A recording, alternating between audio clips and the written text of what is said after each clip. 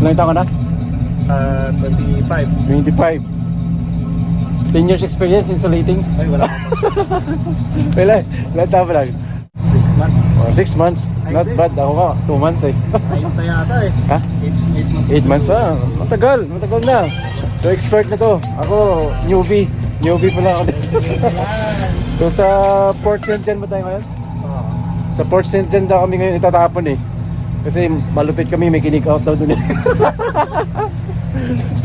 So see you in a bit.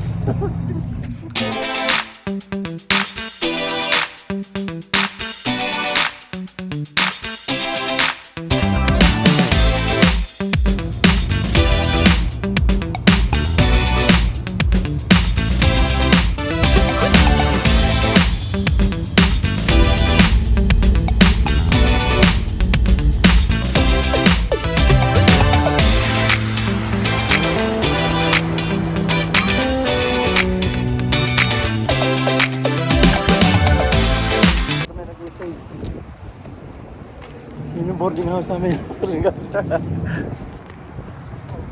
Ryan, mag-chicks muna tayo na.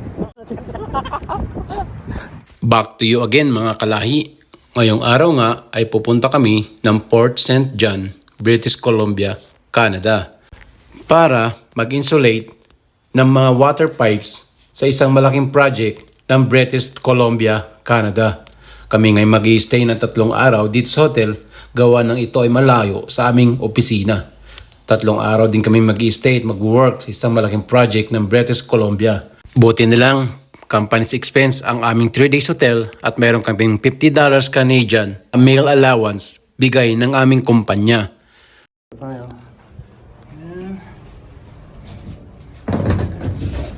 So, nagkamali tayo ng room.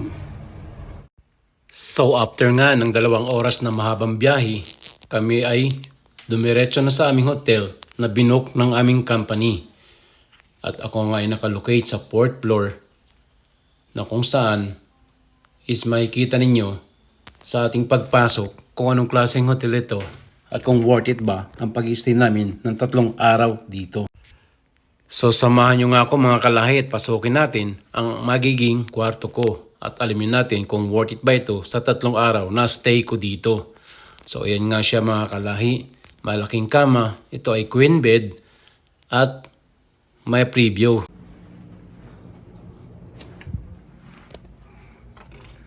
And, wow. It's Port St. John. Oh, mas malaki nga to. Ayan yung Port St. John mga kalahi, no? Mas malaki sa JP.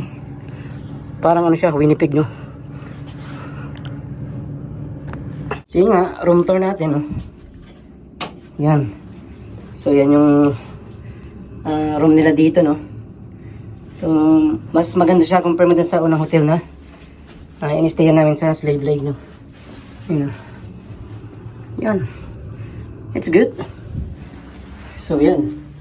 Mayroong halagayan ng damit. So and queen bed yung in-offer nila sa amin, no? So kagandahan dito is nasa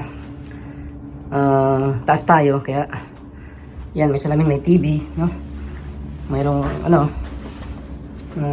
oven and mayroong ref, no? So yan, yung salamin and may review, no?